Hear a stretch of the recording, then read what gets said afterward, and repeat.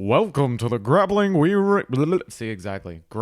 Rewind Podcast. Welcome to this week on the Grappling Rewind Podcast. In this week's show, we are going to recap who's number one, Gordon Ryan versus Jacob Couch, recap Polaris 19, and recap Fight to Win 198. We'll also talk a little bit about ONE FC, Andre Galvao's return to super fights, and preview the ADCC West Coast Trials that Miranda and I are going to go to in a couple of days here. As always in the show, I'm your host, Maine, joined my co-host, Miranda. How you doing, Miranda? Pretty good. How are you? I'm very, very tired, and I'm ready for be on vacation, going to Vegas, do Rule Seminar, do West Coast Trials. It's going to be great. It's going to be fun. It's going to be great. I'm super excited for it. First time in Vegas, and it's for... You've never been to Vegas? Never been to Vegas before. Oh, so yeah. This is the lead into the World Championships. I'm going to get my bearings in Vegas. We're going to go to West Coast Trials, 2-day event.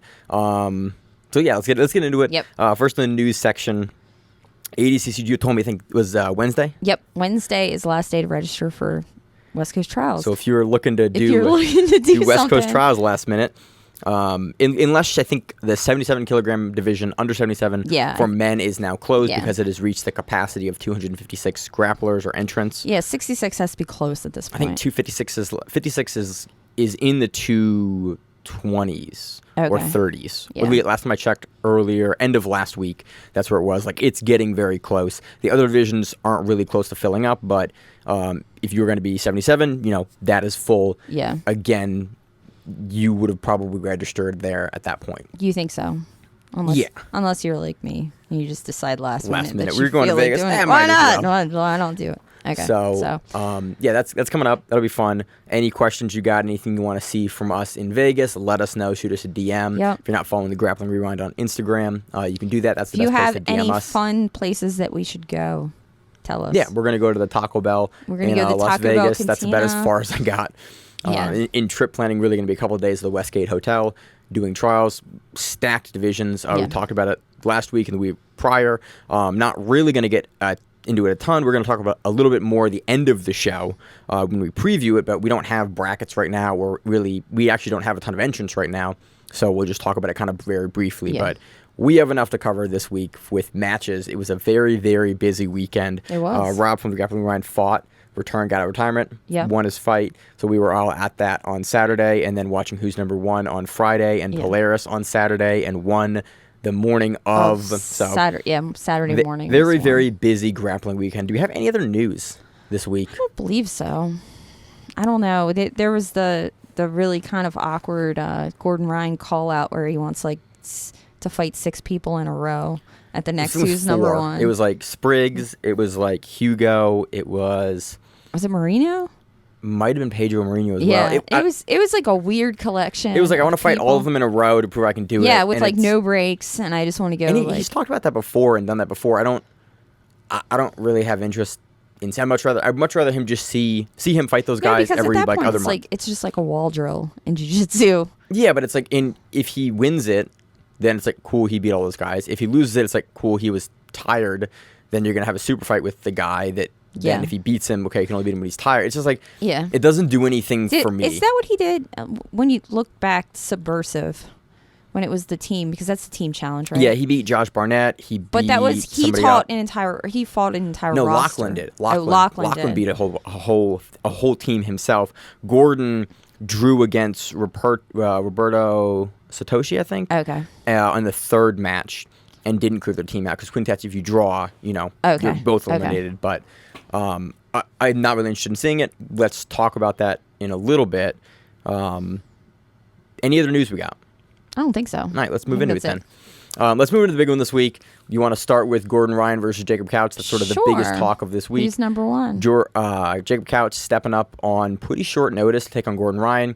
There was a big discussion initially about the weight. It was the other way around. It was Gordon Ryan stepped up last minute against Couch. Yeah, because Couch was going against his brother. Yeah, and then Nicky's knee is still kind of messed up. Yeah, and he's going to need maybe additional surgery. No one's quite sure yet what he's going to need. So Gordon was like, I'll face him.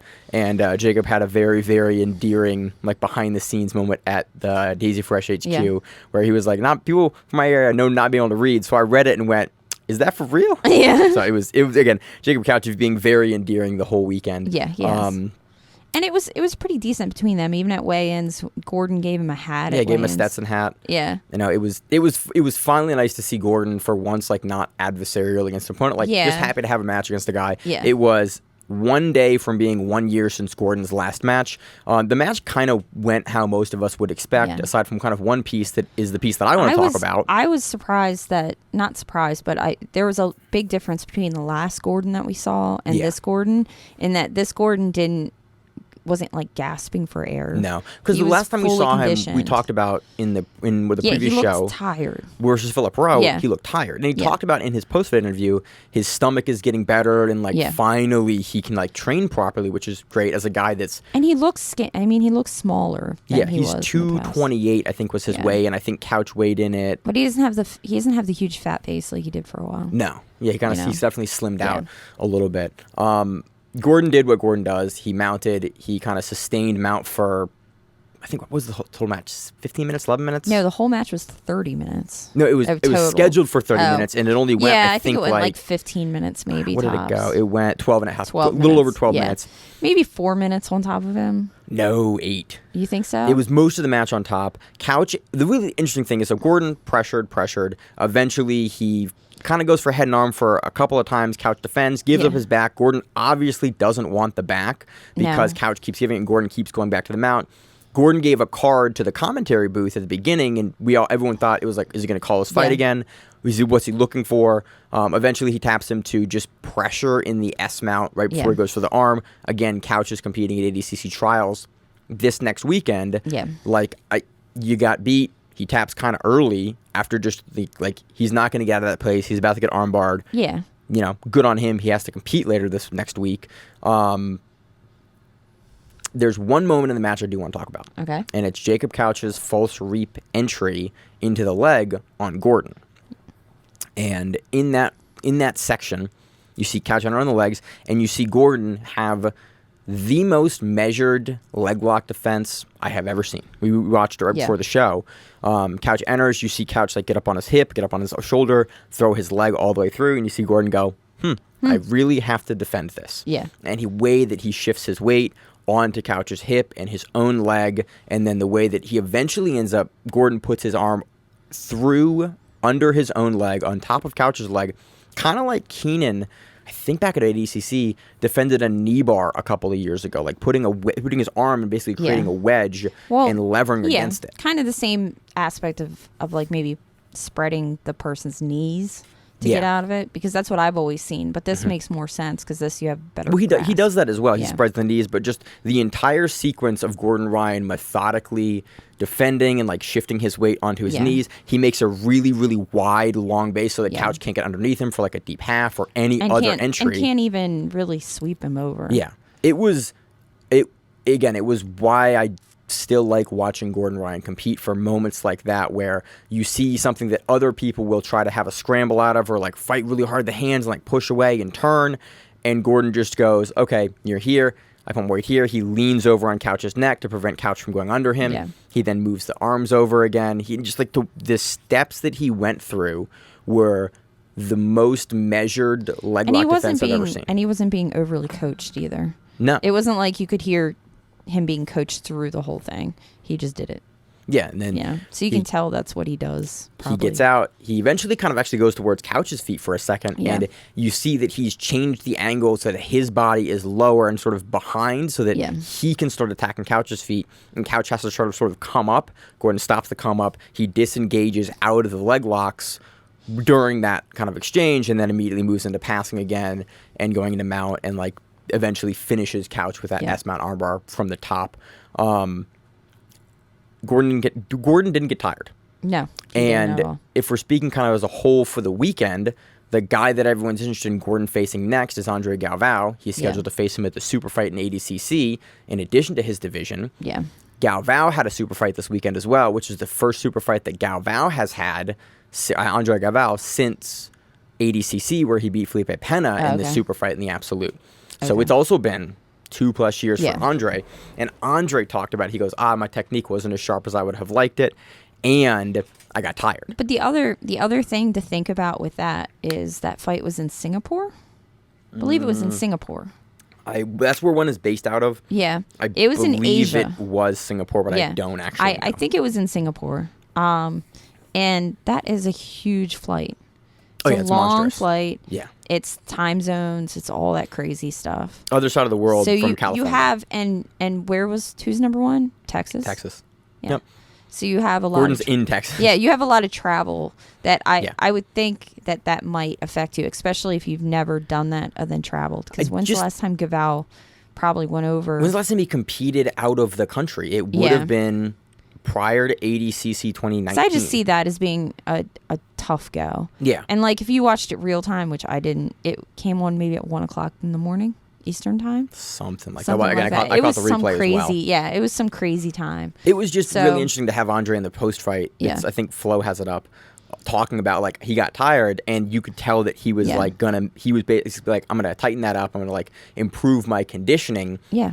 Basically anticipating going into the Gordon match. Oh, the card that Gordon put for the commentary booth was basically like something disparaging towards Andre. Yeah, it was something about Galvao. Stay in the retirement homes. Don't fight me or do fight me. Whatever. I don't really care. The build-up isn't like both guys are good enough that that is kind of all the build-up I need. Yeah. I don't need any of the beef or any of that. I'm just happy to see them both compete. It was interesting to see them both compete on the same weekend. Andre looked good versus De Ridder. He wasn't able to sub him. He took his back at one point. De Ridder just carried him around. De Ridder was much bigger than Andre. Blew my mind. And I think do you remember what Andre weighed for that match? No, I don't remember what they weighed in at. I wish I could remember what he weighed, but it's smaller than Gordon. And the size, I'm very curious now seeing Andre versus De Ridder and seeing Gordon apparently with his stomach issues fixed, looking pretty comfortable at 228. He'll probably be 230 plus for ADCC, especially if it's at plus 99. You know, he has no incentive to really like get his weight back down for anything. No, not at all. So how much bigger is Gordon going to be than Galvao going into the super fight? It was interesting. Gordon didn't look, he looked very, very sweaty, but he didn't look exhausted, in the couch match, which I would hope given kind of how he dominated him. So it's just an interesting kind of toss-up this weekend of it. The match is on YouTube, right? YouTube. Yeah. But it won't stop where it shows like both of them and all their stuff. The tail of the tape? Yeah. It shows it to you for like a second and then it goes away, which is upsetting. Because I was trying to figure out exactly what he weighed in at. So I do not know. I don't have much more on that match. It was cool to see Jacob Couch get the opportunity to face him. I was very impressed with his leg entry. Like, he put Gordon in the most dangerous scene him since Wagner. Honestly, he forced Gordon to actually have measured defense. We know Couch is a super dangerous leg locker. To be able to enter into the legs on Gordon Ryan like that speaks very highly to his talent. I am extremely interested to see what he's going to look like this week at trials, having just placed third at East Coast Trials back in April. Or not April, November of 2021. So, yeah, really interesting. Moving on to the next match. Or do we have anything more on Gordon Ryan versus Jacob Couch? Nope, not at all. Moving on to the next match, we had Micael Galvao defeating Dante Leon via unanimous decision. This one was a little controversial for some people. But for me, the beginning of the match where Dante almost got armbarred super hard by... like in the middle. It's towards the middle. Okay, yeah, middle of the match. Yeah. We saw Dante wrestling on display. Yeah, repeatedly taking down Micael Galvao. I think takes him down at least 3 or 4 times. I'm saying 4. I think it was 4. Like repeatedly again. It's been, but full disclosure, it's been a very long weekend for both of us. But Galvao, I mean, he had one of those not standing arm. Well, Dante stood out of the armbar, and it. For a second, you thought, "Oh shit, he's gonna let his arm." For a second, break. I was like, "He's about to break Dante's shit," because Dante doesn't have to do trials next week. Yeah, and Dante's facial expression definitely was like, "My shit's getting." Oh, broken. Dante's facial expression was like, "It's gonna break. I got 5 months till ADCC. Yeah. I'm gonna let it break." Yeah, I'm like, okay for that. That was the look that Dante gave. He was like, "I'm gonna let it break." Yeah, and I was like, "Oh Jesus, Dante's ready for it." Really impressed with the wrestling of Dante. Like that is a tool that he is obviously working and honing and improving. And I was curious how Galvao, knowing that he has been doing a little wrestling here and there, how he was going to stand up against him, and he really didn't stand long with No, I mean, Dante just and they talked about it both in the lead up for this match of like Dante has just such a come forward pressure style that Galvao was sort of looking to play off of that and like sort of almost counterattack. And in that middle section of the match, he did. Yeah. And he goes through, I forget the exact sequence was, but it ends with a really, really deep armbar that he swings to the out of, but Dante is able to get his hips underneath him and lift and kind of like yank and throw Micael kind of off of the arm a little bit.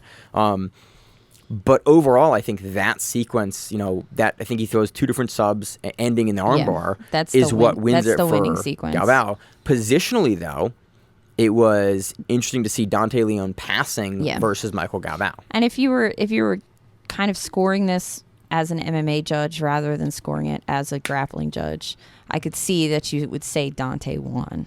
Yeah. He had positional control. He passed. He had the takedowns. And so if that was more weighed heavily in this rule set, he definitely would have won. Yeah, and that's something we don't talk about a lot on the show, but I think we should definitely talk about it more. Is we watch a lot of different grappling. We watched 4 different events essentially this weekend, 3 of which we're going to talk about, that all had different rules, different scoring criteria. Like Polaris' scoring criteria is kind of close to who's number one's criteria, that is kind of close to fight to win's criteria. But if you're looking at like an IBJJF match, it's completely very, very different scoring criteria. Who's number one, unless nothing else happens, they don't really care about the takedown offense or the positional offense. Kind of much the same way that fight to win does, where it's like they care about what you're... Fight to win still weighs it. Yeah, it still gets weighed. You still get a certain weight. But if anything else happens in the match, that supersedes. Yeah, but I feel like who's number one, the submission attempts surpasses everything else. Yeah, and the aggressiveness. Like aggressiveness is a criteria. And if you look at that, like, well, submission aggressiveness, you had Galvao kind of clearly taking that. Yeah. But positional aggressiveness, Dante clear. It was a close decision. It's a very close decision. There's definitely ways you can score it either way. On the night, watching it, I was like, okay, that's Micael Galvao's win.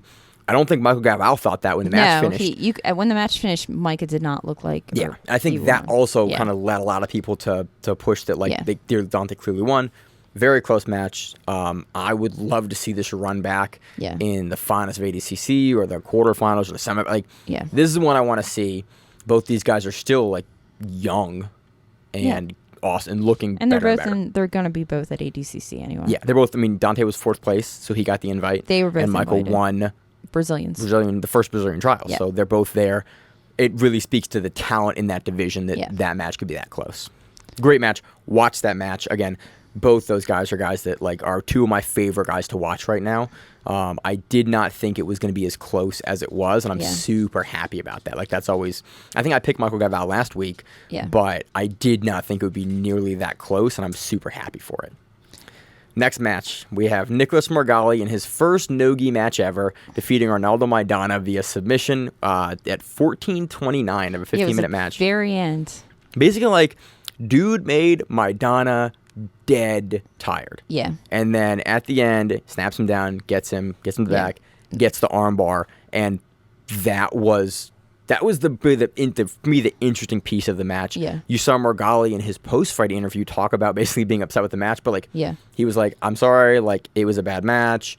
I apologize. Like I wanted to go in and work some things that I've been working on. I wanted to work my takedowns. Like Margali got an invite to ADCC. Yeah. So he is looking to play an ADCC game. Yeah. Margali is a black belt world champion. This is the first no-gi match he's had. I want to be upset at the guy. Yeah. But at the same time, it's a lot different. And that's what I mean. So I want to temper my expectations of like I've had more no-gi matches than Margali's had. Yeah. And I'm some like jack fuck. The guy went in against a high-level guy with Arnaldo Maidana. He played a game. He looked, his first no-gi match. Yeah. He had to do certain things differently. He was looking to test certain things out, and like. I'm good with the pace of the match. His wrestling didn't look bad for somebody who's just started, No, that drop single. I was like, holy shit. That he got. I was very impressed. Yeah. Like but I've watched the lead up for a lot of the footage they've been putting out. They've been showing him really working his takedowns. Like that's been sort of the highlight of what the footage that has come out of the New Wave camp. Well, and in New Wave, I mean, there's a lot of guys there that can help him with that. Yeah. So. It's an ADCC focused camp, and Margali's looking to go and compete and win ADCC. Yeah. It makes sense. And his wrestling looked good. He was able to take down Maidana. I wouldn't say it will, but when he really decided to commit to the takedown, he could get there. And he kind of had to wear him down. Like you have somebody, when you have somebody that at that level, that's an equal level to you. Yeah. There's some wearing down that has to be done. Oh, yeah. And they were definitely towards the end, that seemed like the strategy. Like towards the last 3 minutes of the match, Margali could tell that Maidana was just dead tired. Yeah. And Margali went, okay, this is when it comes time to like really push the pace and like turn on the afterburners. And Margali is a great grappler and could do that. And he showed us that like, in no-gi, I still have the skills to keep myself safe and be able to continue to push offense there to, drive through Maidana. Yep. So I'm again, nice to see Nicholas Margali. We didn't see a ton of leg lock shootouts. We didn't see like a whole host of his game, but it was nice to see him working his takedown and then eventually at the end of the match being able to leverage, his cardio and his offense to get the armbar at the end. And then next we had a surprising one. For me. Surprised me too. I had a bunch of people text me and they were like, "That's what I thought was going to happen." I went. Was it just me? No, got this one wrong? We both got this wrong because both of us thought Elder Cruz was just gonna like blast through Hasamrita, and it did not happen. Hasamrita submits Elder Cruz, rear naked choke in just over a 4 minute, like 4:25. He just like in the match takes his back and just freaking. I did not expect because like at the beginning of the match, Elder Cruz started to leverage his wrestling. Yeah, and you saw Haisam was it once or twice like. Elder Cruz would blast on him and Haisam like pull guard off it. And I was like, okay, Haisam's got a really long leg, really dangerous guard. And on like the second one or the third one, he like counters it with a snap down and comes and immediately gets Elder's back. And I was like, okay, Elder's going to get his back to the mat. He's going to recenter. He's going to keep wrestling him. And then Haisam, like beautiful back control, throws like he gets the Haisam is super, super long. He's called the giraffe for a reason.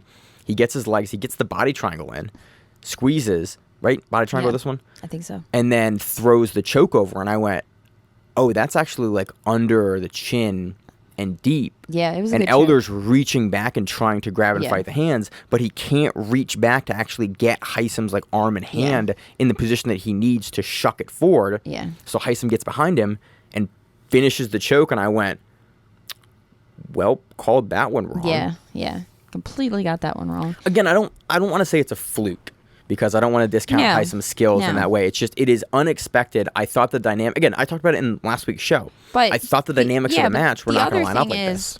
Elder Cruz has competed a lot recently, so maybe it was just they just watched his film and they figured out. Yeah, something. That Haisam's with that camp Detroit Jiu-Jitsu with Galvao. Like they watch footage. They prepare well and they're smart about their preparation. I'm guessing that's probably what Haisam did. They like had he knew to watch something. That he does. It was just really interesting to see like Haisam just pull off the wrestling and then be able to counter there so successfully and get to the back. We'll talk about another great back submission in Polaris here, not the main event for Polaris, but called it wrong. Awesome. I'm super excited to see how Haisam does at trials because he's not in ADCC yet, but he's been doing way more no-gi with those guys to beat a guy like Elder Cruz, who is Elder in ADCC yet? Did he win at trials? It would have been North American, right? No, it would have been Brazilian, I think. No, he was in North American trials. I was positive. I watched his matches and he was right in front of us. Okay. But I don't remember. He did not win. I don't think he's in yet. But I think he medaled, but he didn't win. Yeah, he beat Nicky Rade, who's number 1, right? Yes. Yeah. So, again, speaks to the level of Haisam. Yeah. We'll see if he can continue to ride that wave. If he's already on the main card of who's number 1. Very curious to see the continued improvements from Hasamrita, guy we've been covering for a long time. I don't have much more on that. Do you have much more? No, I don't. Moving on to the next match, we had another super close decision. We have Keith Corcorian defeating Gabriel Sosa via unanimous decision. Keith's really fucking good. Yeah, he is. And I think he surprised me. Like we knew he could get it done. And we kind of called sort of what this happened. Yeah, definitely. That we It's like Sousa has looked a little hot and cold recently. Yeah. And he's had some very tough matches for guys that we thought that he should be able to do well against. And Corcorian has been, especially with being so close to another West Coast Trials. Yeah. He's in trial shape. Like you're not going to find a Keith Corcorian that is in better shape than the lead up to trials. He's taken 3 silvers in a row. He's ready to go take West Coast Trials, and he's running into Gabriel Sosa the week before. He's going to be on his A game like nobody's business.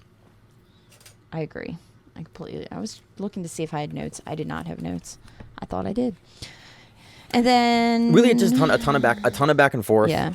That eventually Gabriel, I mean, he passed Keith a few times, and Keith would just regard, and it was kind of like pass, regard, pass. I mean, the passing of Sousa was amazing. Watching him pass, watching him like calculate how to do it. Mm-hmm. Keith was just a step ahead. Yeah, I mean, he had really, really good leg entries too here in this match, and he kept Sousa honest with leg entries. Both guys kind of played back and forth, but I think. This is, again, another close one, kind of like the Micael and Dante match, where it's like, depending on how you decide to look at the positional control, the passing versus the submission attempts, and like how you score it, you can get a different outcome for the match. But in this rule set for this night on these judges, Corcorian takes it. And it's, again, I'm excited to see Corcorian come into West Coast Trials having beaten a guy that he even talked about in the post-fight, like how good Gabriel Sosa is, and like gave him a ton of props. So it's cool to see, like, he recognizes how substantial that victory is and like how good Sosa is. I hope that puts some additional wind in his sails as he moves into West Coast Trials again. I just want to see him win West Coast Trials at this point. He's got three silvers in a row. I just want to see him do it. Yeah. And then we had on the preliminary card we have Sofia Casella defeat Jessie Crane in like 35 seconds with a heel hook. Yeah, I was surprised by you. I mean, you called Sofia in last week's show. I mean, she's good. She's more of very good. She's apparently. She's an East Coast person, and I mean, she's doing great. Every time she's been placing and everything. She did Medusa. I think she did really well in Medusa. I think she did Medusa. Yeah. Just gets to the outside leg and turns. She goes belly down on it and then turns the heel. Crane is unable to kind of running man and pull her leg out all the way. Do anything. And Sofia just controls the knee line well enough to just get the heel hook. Again, it's a 35-second match. I think you can find the highlight on Instagram or everywhere else. Yeah. Not a whole lot. I was just we've seen a lot of Jessica Crane recently and have not. We've talked about Sofia Casella before, but not at length. I think we'll definitely see her featured more on Who's Number One in the future. Next match, we had Luke Griffin defeating Joe Durkheising. He just jumped on his back. Dude, this honestly, I'm a little annoyed because we talked about in the lead up to the last week's show of like Luke Griffin and like how much do we know about Luke Griffin, and we both kind of went, I'm not that familiar with the guy. Like we know Joe, but we don't know a ton about Griffin's game. Yeah. Griffin, and he is from South Africa. Like, he was like an up and coming, and he just started training there on and off, and they just kind of welcomed him. We know a little bit about his story. Like apparently he's like Danaher's next project, but as far as like I have not watched very many of his matches to know like because his what matches his style probably haven't been in the United States. They were in Africa. Yeah.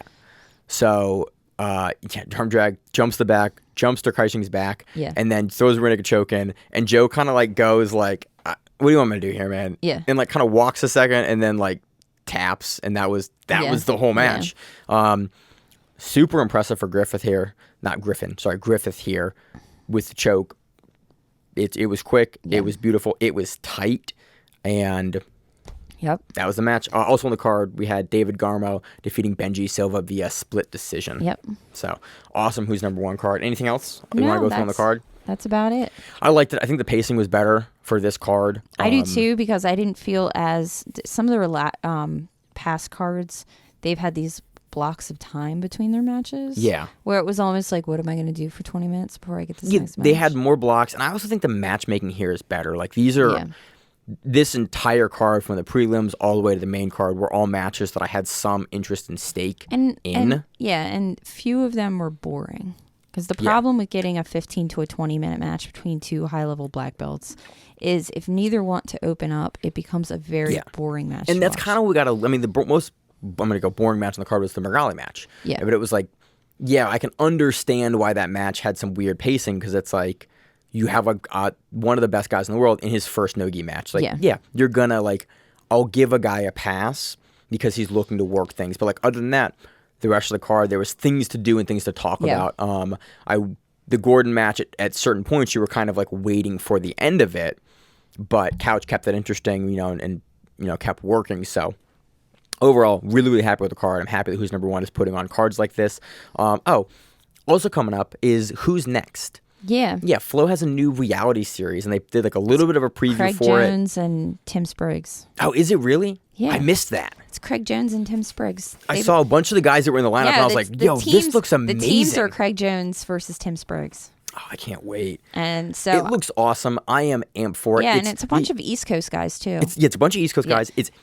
I love it because every single guy that's on that roster are people we have covered on the show and guys we know that are all legitimate up and comers. Yeah. It's like Flo put together a group of people that's like, oh yeah, it's like and this guy. It's like, no, everyone. Yeah, and they didn't bring in somebody that was a ridiculous high level. You didn't bring in like Nicky Rod. You're like, come on, man. Yeah. But it's all guys that are like, probably just been black belt 2 years or something like that, or just still in the color belt ranks, that are all winning on the locals and like your regionals and like are cracking into your rankings.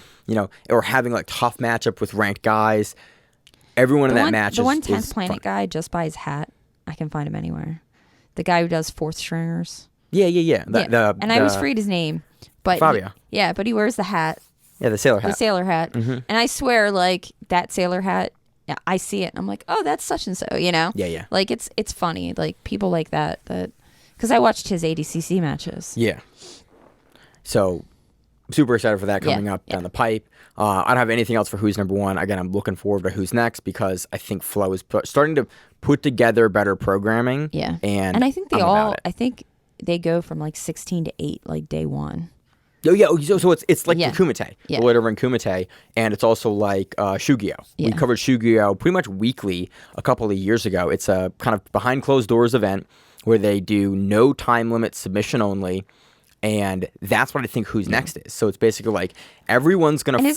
Is it gonna be like the UFC events where we get a Tim Spriggs versus Craig Jones match at the end? The Ultimate Fighter? Yeah, Ultimate Fighter. Maybe. I mean, we've seen that match before, and it was kind of uncompetitive for Spriggs. Yeah, true. We saw it in Grappling Industries a couple years ago. Yeah, true. I didn't think about that. Yeah. Philadelphia. Grappling again, Industries, Philadelphia. Yeah. Again, Spriggs has made big improvements to his game, and I think Jones has as well.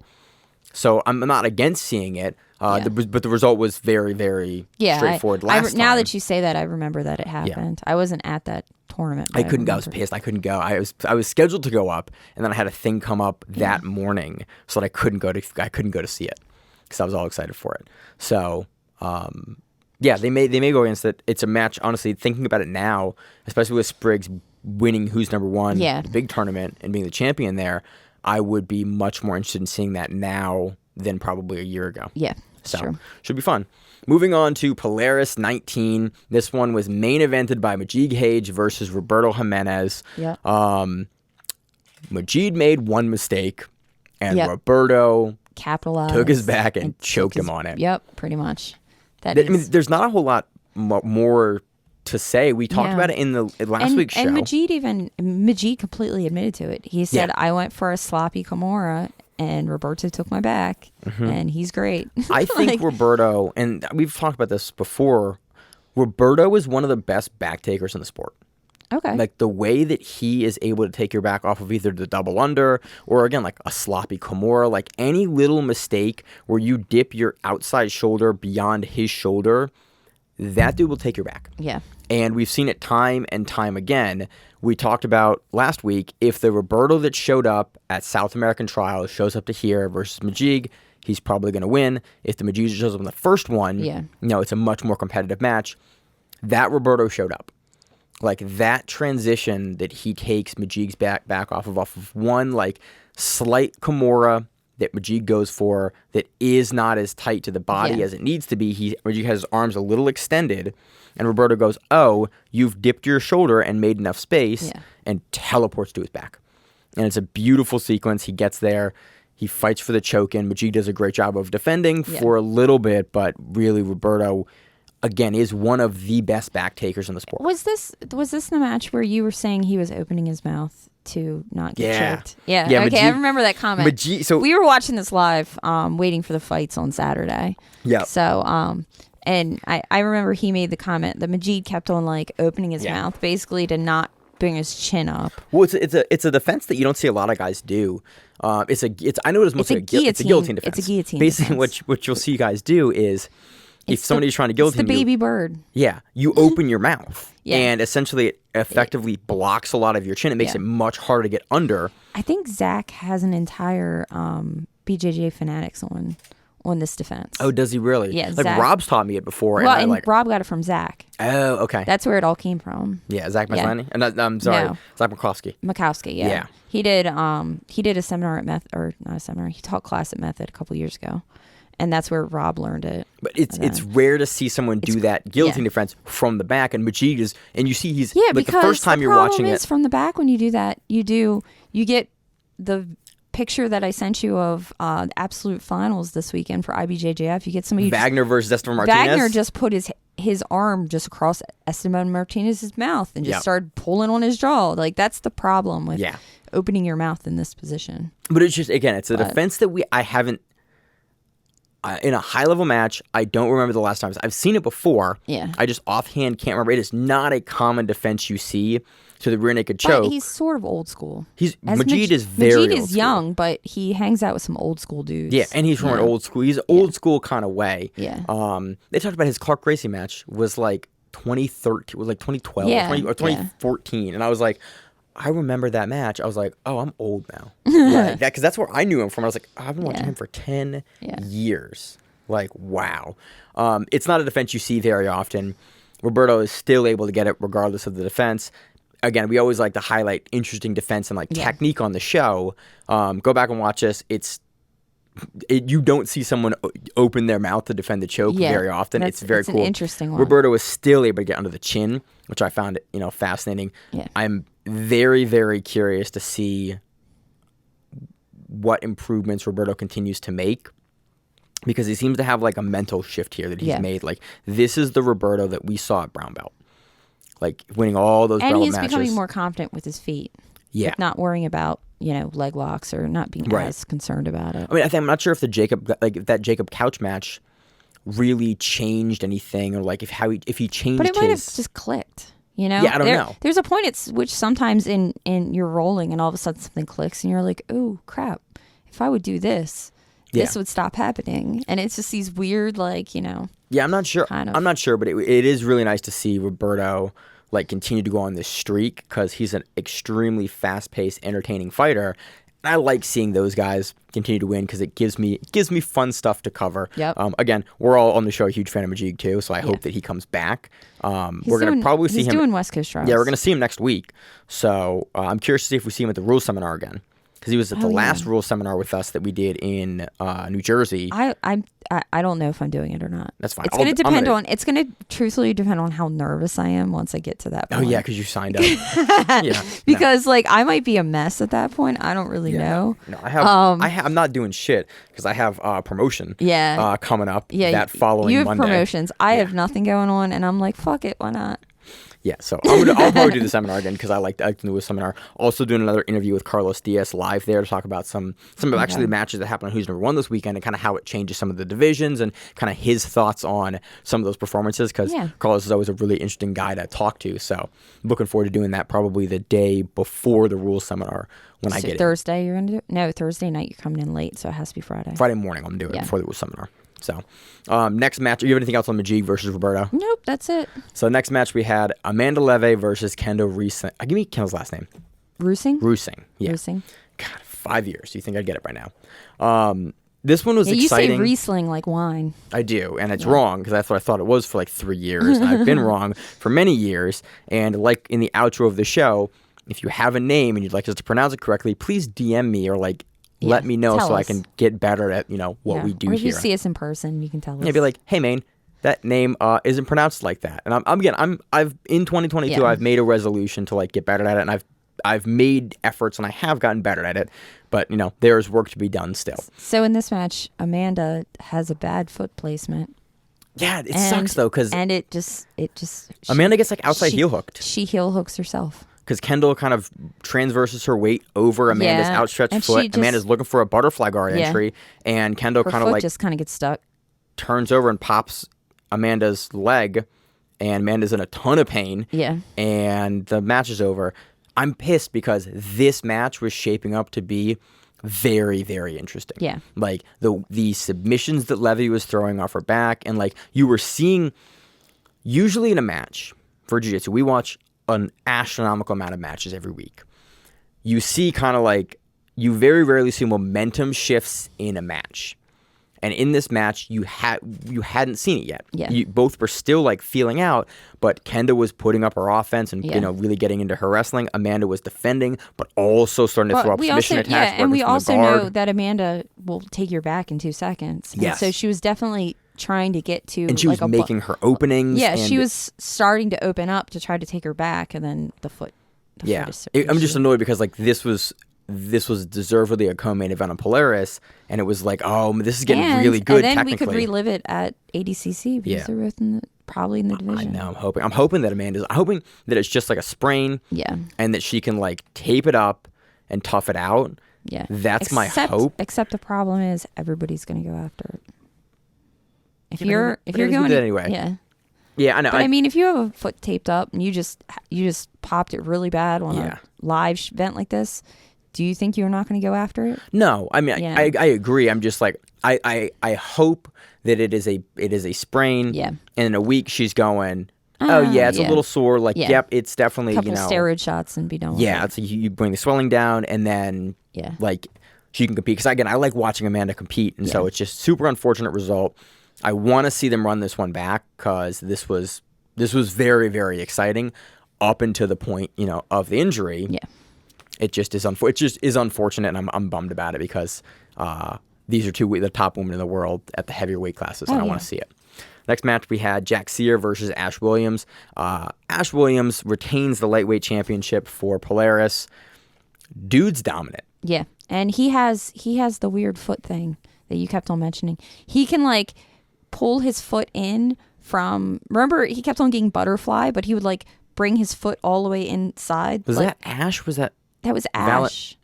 That was Ash. No, right? It wasn't. No, it wasn't Ash. It wasn't Ash. I forget. Now I'm gonna forget what match it is. I swear it was Ash because you kept on saying this is. Yeah. And you were talking about it, and I thought it was him. He could literally like put his knee in a weird ass position. I think it was Valentine. He could get a butterfly. He could hook. essentially do the old school BJ Penn.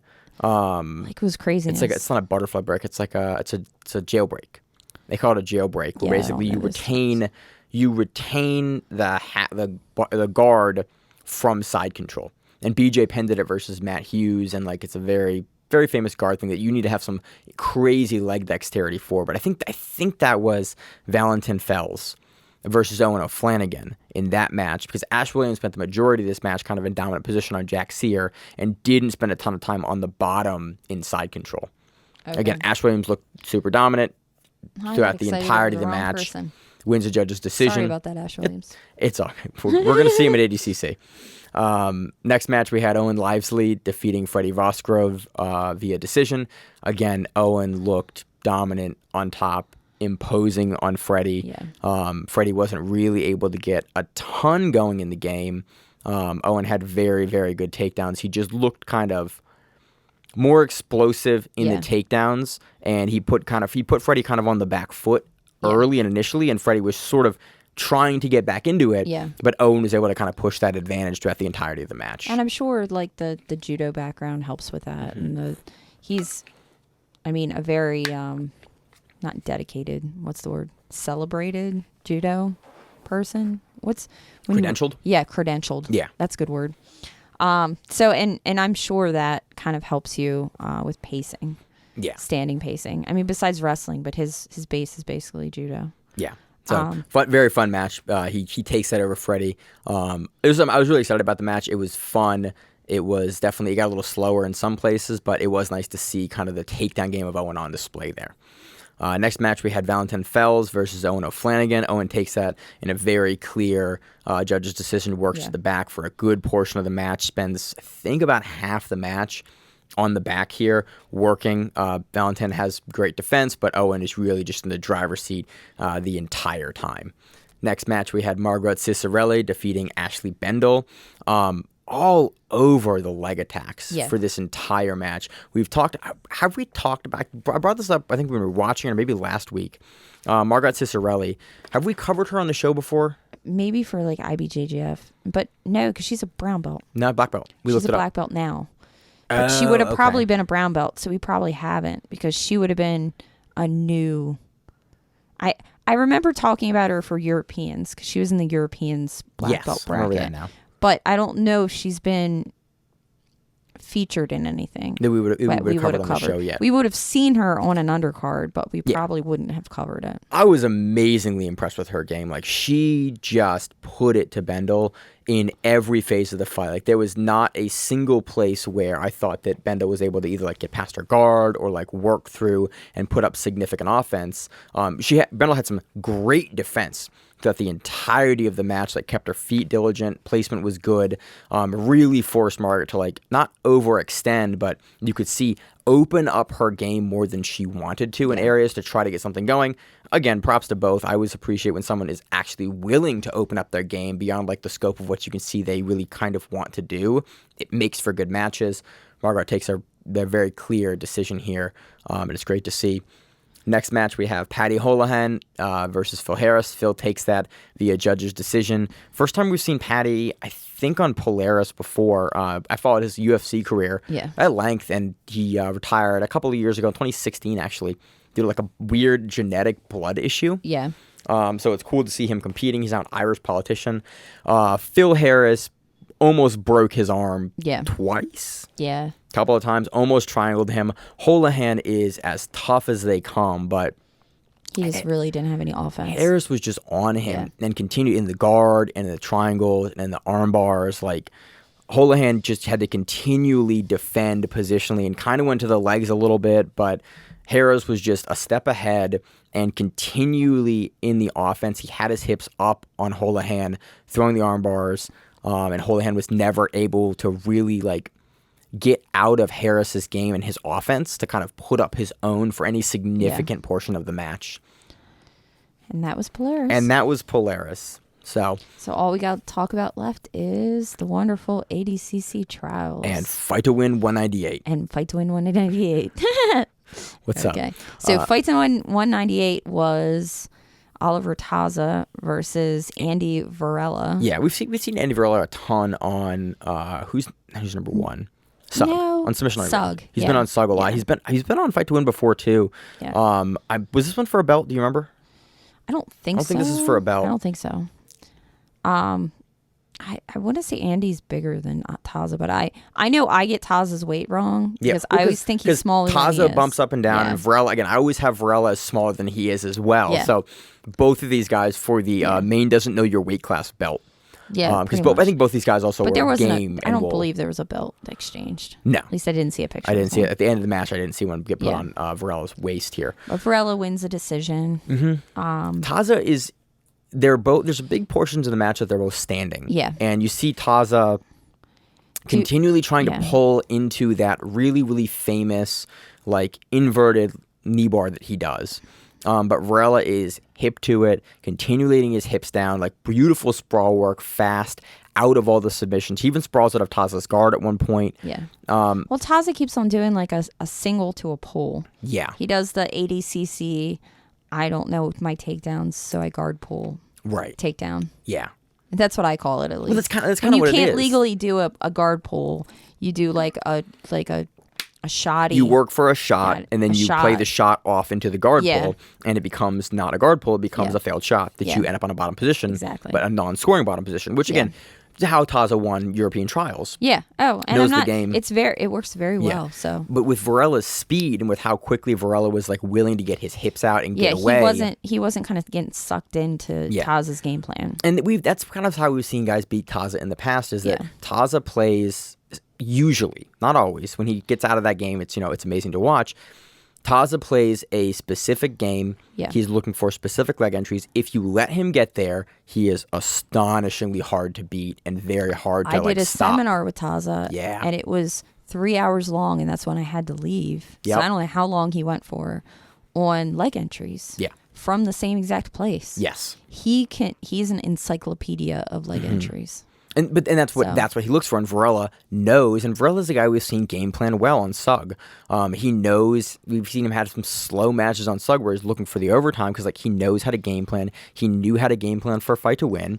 In the match, the biggest kind of sequence that he had, aside from the last sequence that Tazza hit, was Andy Varela kind of does a throw by and takes Tazza down and gets to his back. Yeah. And then we see, I wouldn't say a couple of minutes, but a good chunk of time where Andy Varela is actively working a back position on Oliver Tazza and working for the choke. With a triangle, a body triangle. With a body triangle, yeah. With a body triangle. It was kind of a body triangle. It was like he didn't have, it was an inside body triangle as opposed to like an outside body triangle.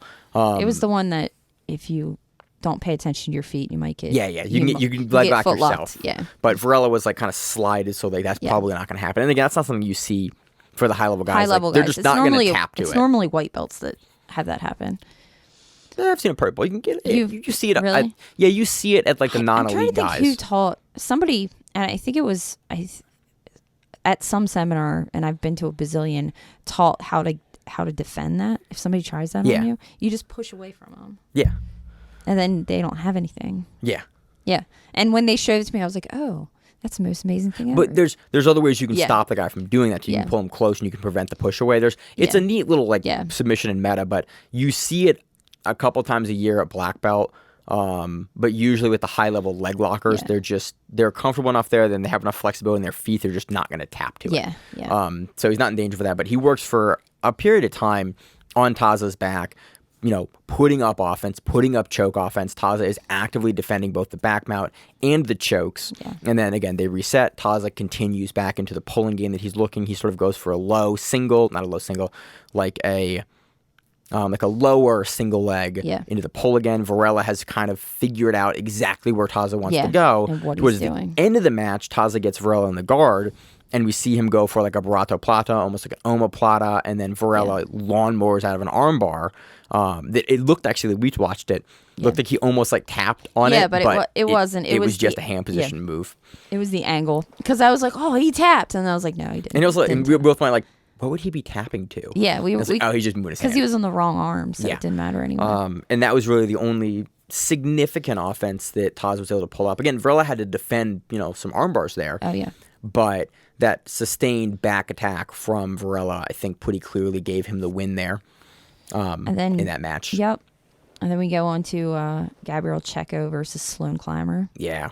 This was a close one. This was very, very close. And it was back and forth. Yeah. Really. We finished it, actually, and I was like, oh, I'd probably give that to Sloane. And then Checko got the victory. Nope, Checko. And I was like, oh, look at that. Again, very, very close.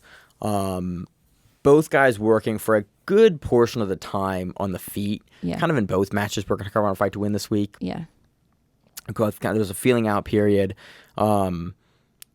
Sloane has some really good guard work, and I like that, that Checko is willing to come into his guard and like push into him, and Sloane is able to like work to try to take the back. Like Sloane is always more dynamic off his back and in the guard than I would expect for a guy of his size. Yeah.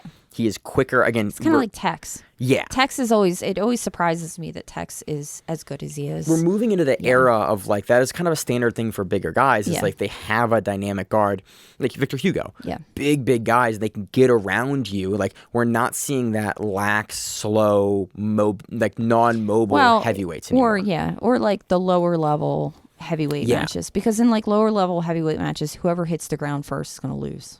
Yeah, like if they just don't have the dynamism to get back around. Stand, fall, and then whoever's on top is going to win. Right. Like that's how a white belt heavyweight match generally goes. Generally. But at the high levels of the black belt levels, but it's great. You're starting to see heavyweights that have some physical attributes like Climber. Yeah. And again, like Checko, like to be able to get around guys and use their size and use their leverage. Butterfly hooks and the whole shebang. So it's nice to see that. So Checko takes that. Again, it was a very close match. It was a match that I was happy to see because I think this is a great match for Checko and a good match for Climber. I think these guys will probably meet again. Well, this was in Vegas. Yeah, so we'll see. We'll probably see them both at trials, and that's why the Fight to Win guys are in Vegas because they're helping out Mo with West Coast Trials. Yeah. So I think it's a good lead into West Coast Trials. Yeah, definitely. We are going to West Coast Trials. Yes, we are going to cover the West Coast Trials. We actually don't have any additional lists or names than what we had, I think, almost a month ago.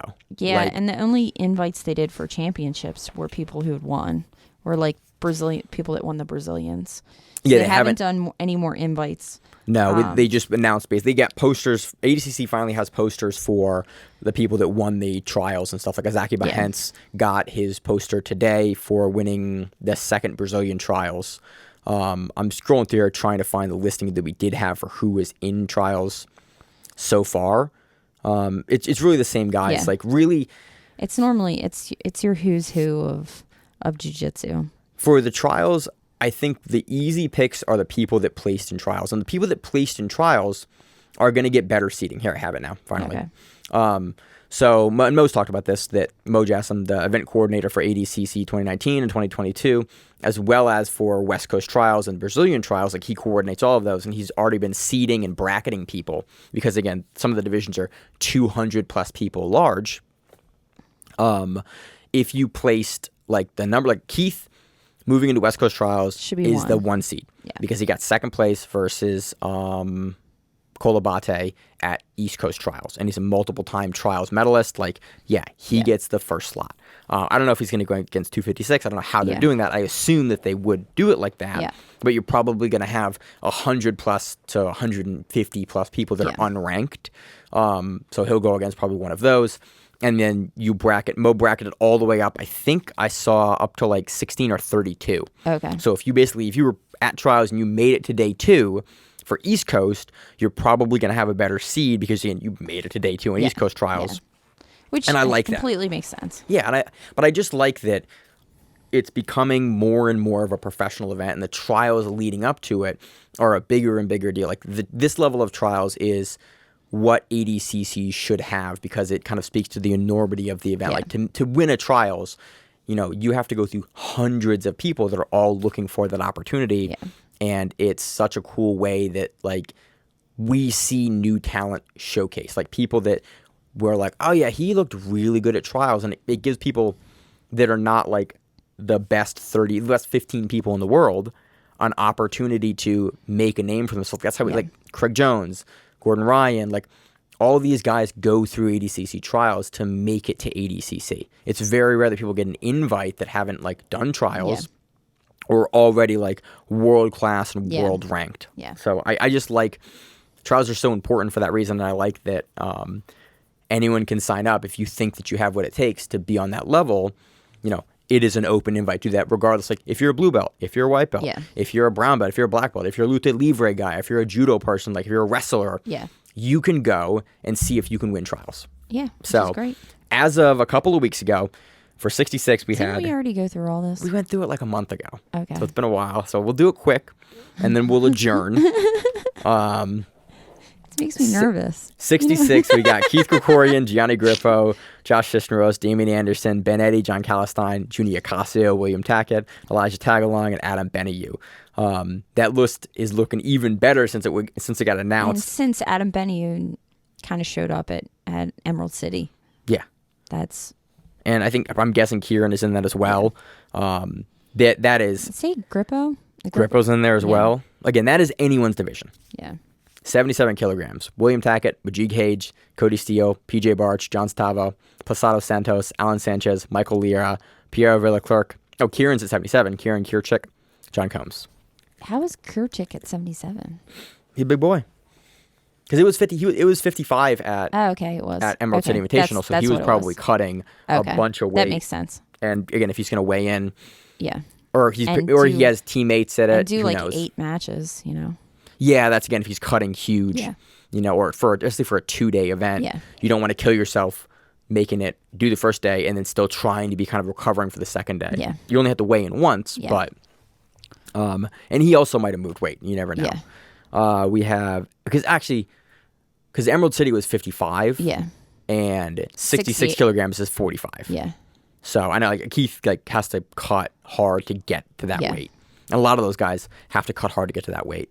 88 kilograms. Jacob Couch, Adam Bradley, Kyle Chambers, Sloane Clymer, Hunter Colvin, David Garmo, Jason Rao, Achilles Rocha, Jacob Rodriguez, Benji Silva, Sean Yodamarco. Again, That's anyone's division. Yeah. You can pick your top 8 guys at trials for East Coast. They're all there, and they all easily could take that division at any time. I'm curious to see kind of how Jacob Rodriguez changes his game and Achilles Rosa changes his game with the West Coast trials and the the South American trials. You know, his dad competing this last weekend. Very interesting division. Under 99 kilograms, Devontae Johnson, Elder Cruz, Elliot Kelly, Mario Gonzalez, Jared Dopp, and Joe DeKeishing. Yeah. Crazy division. Plus 99, Kyle Bame, Damon Ramos, Elliot Marshall, Raymond Alex, Jessere Childre. Yeah, the plus 99 I'm not as familiar with, I don't think.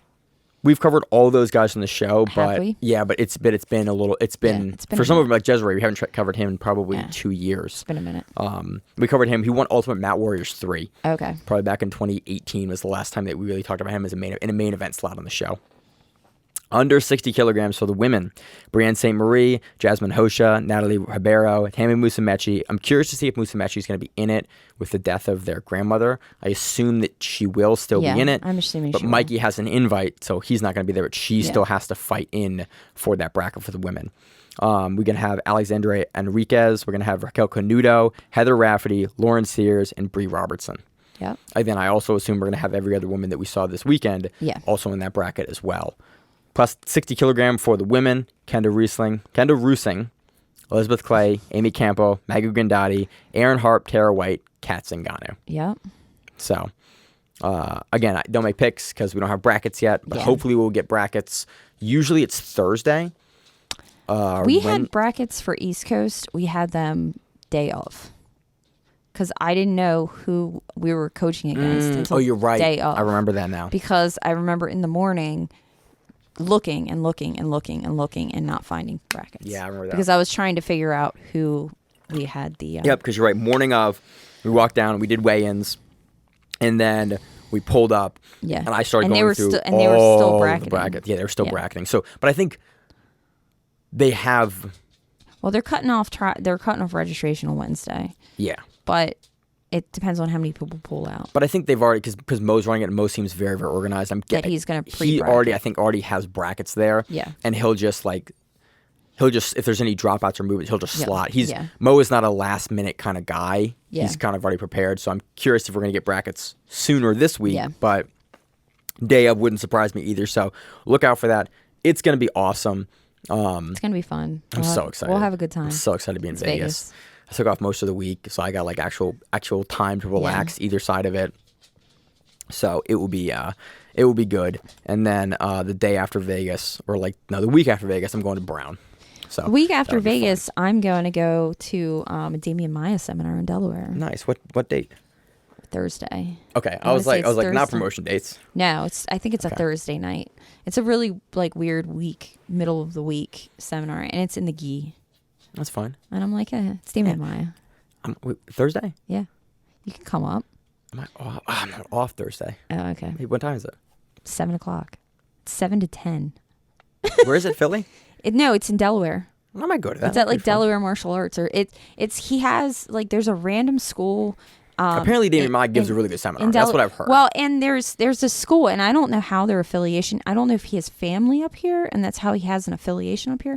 Because this isn't the first time he's done a seminar here. Because it's in Chad's Ford, which is right before you get into Philly.